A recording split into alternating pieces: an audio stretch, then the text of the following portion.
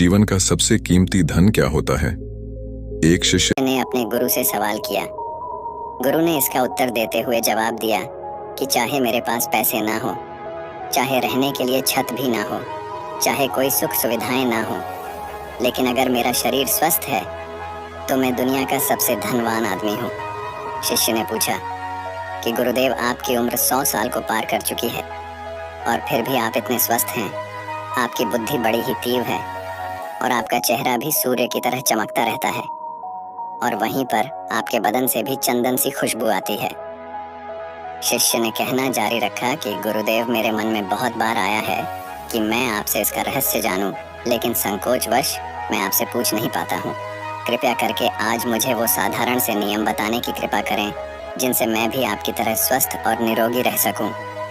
नियम अगर आसान होंगे गुरुदेव, तो उसका अनुसरण मेरे माता पिता भी कर पाएंगे, क्योंकि वो बूढ़े हो चुके हैं और वो बहुत जटिल प्रक्रिया नहीं अपना पाएंगे। कृपया करके साधारण से तरीके बताना ताकि कोई भी ग्रस्त आदमी उन नियमों का पालन कर सके। गुरुदेव ने कहना आरंभ किया।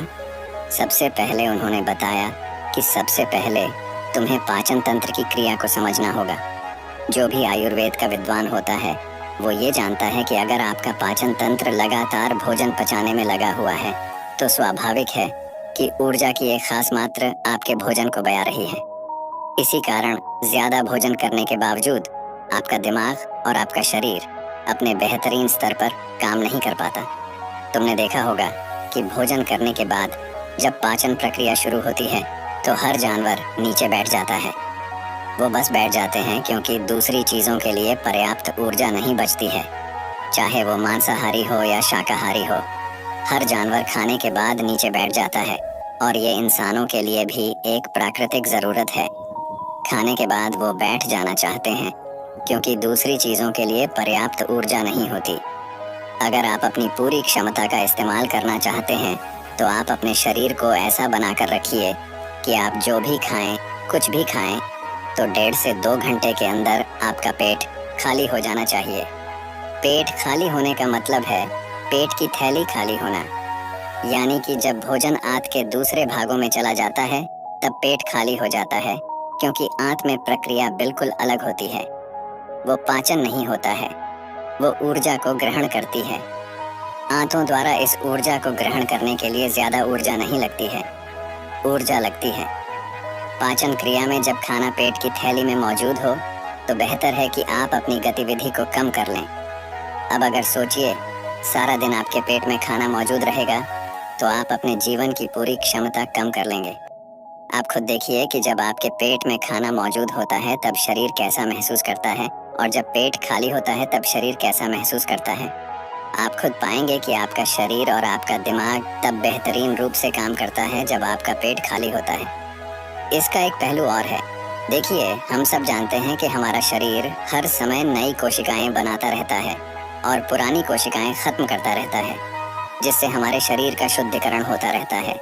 लेकिन जब भोजन हमारे पेट में होता है, यानी कि हमारा पेट जब खाली नहीं होता, तो 6 शुद्धिकरण 80% कम हो जाता है।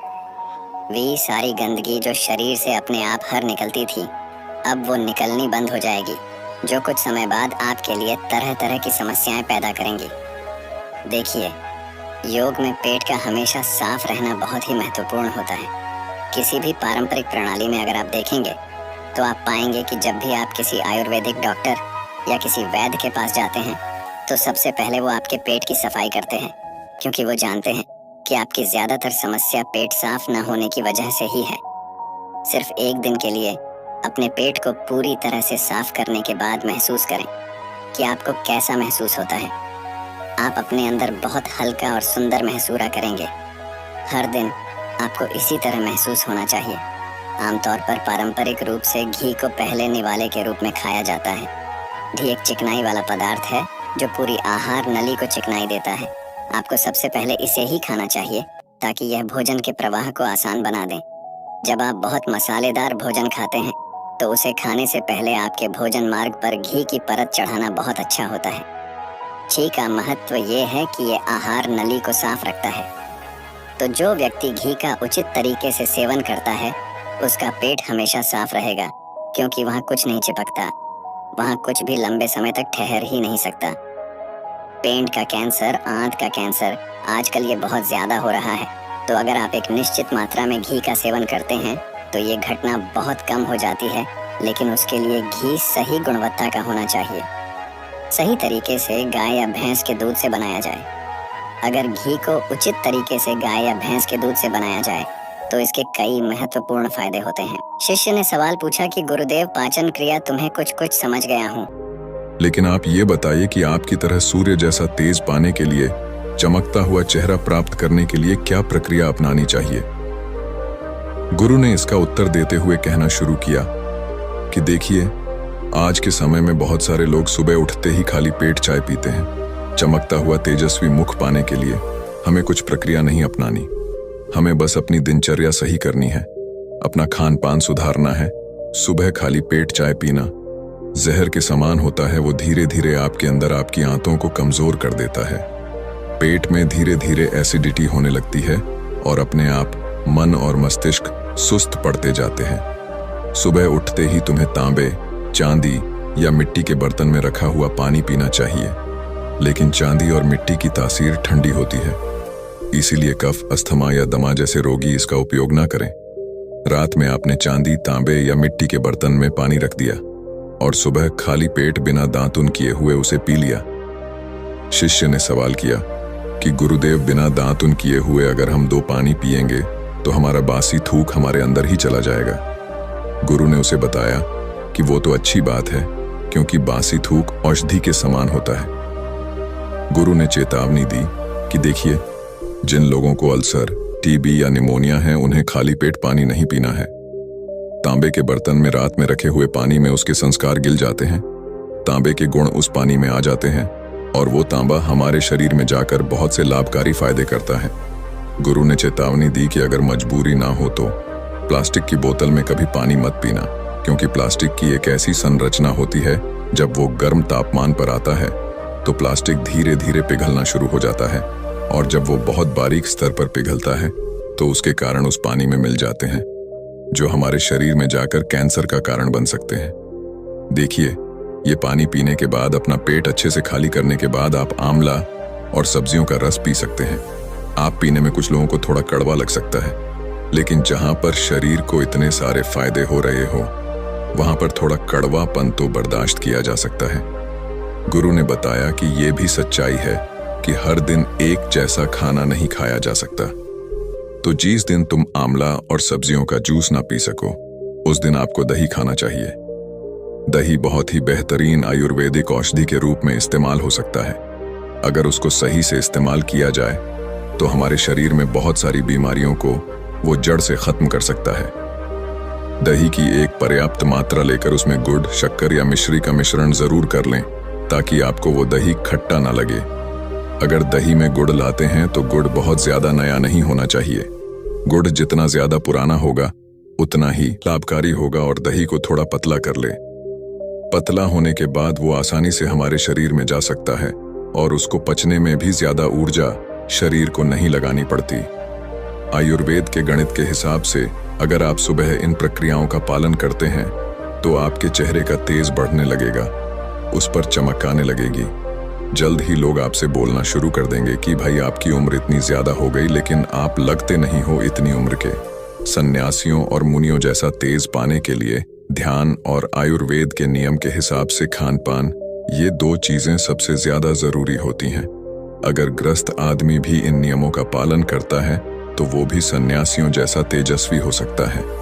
शिष्य ने आखिरी प्रश्न किया कि गुरुदेव, मुझे यह 2 नियम तो अच्छे से समझ में आ गए हैं। पहला नियम, अपने पेट को खाली रखेंगे तो हर बीमारी से मुक्त रहेंगे। दूसरा नियम कि हम अपने चेहरे पर ओज और तेज कैसे प्रकट कर सकते हैं।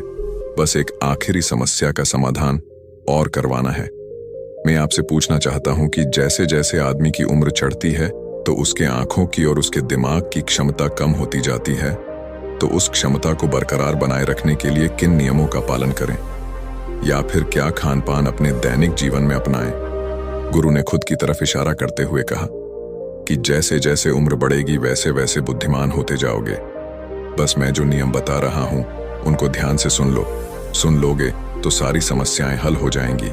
सबसे पहले सफेद कहू के औषधीय गुणों के बारे में जानो। आयुर्वेद के गणित के हिसाब से सफेद कटु का जूरा कैंसर को गिटाला है और साथ ही दिमाग की तीक्ष्णता को बढ़ाता है। तीक्ष्णता यानी कि तेज, बारीक बुद्धि। लेकिन ये समझ लेना कि सफेद कहू का जूस ठंडा होता है, इसीलिए अस्थमा और जिनको सर्दी जल्दी पकड़ लेती हो, ऐसे लोगों को सफेद कद्दू के जूस का सेवन नहीं करना है। दिमाग और आंखों को तेज करने के लिए जो अगला नुस्खा मैं बता रहा हूं, वह हर कोई कर सकता है, बल्कि हर किसी को करना चाहिए। 5 देसी बादाम की गिरी, जो छोटी वाली होती है क्योंकि वही देसी होती है। बड़ी चाली में इतने गुण नहीं होते हैं, इतना छोटी वाली गिरी में होते हैं 5 छोटी बादाम गिरी और 1 अखरोट। रात को पानी में भिगो दी, सुबह उनके छिलके उतारो और उन्हें किसी पत्थर के खरल में, याद रखना पत्थर का खरल, किसी ऐसे वैसे बर्तन में नहीं, क्योंकि इससे उसकी गुणवत्ता खत्म हो जाती है। उस पत्थर में ये डालने के बाद उसे मथना शुरू करो। धीरे धीरे जब आप उसे पिसेंगे तो बारीक होने लगेगा और उसके बाद उसमें दूध डालना शुरू करो ऊपर से। दूध गाय का होना चाहिए, वो सबसे ज्यादा बेहतरीन रहेगा दिमाग के लिए। इस्तेमाल करने को भैंस या बकरी का भी कर सकते हैं, लेकिन गाय का दूध सबसे ज्यादा महत्वपूर्ण हो जाता है। जब दिमागी समस्याओं के बारे में बात आती है तो अब उस बादाम और अखरोट को दूध के साथ पीसना शुरू करो। धीरे धीरे जितना आप पीसेंगे उतनी उसकी गुणवत्ता बढ़ती जाएगी।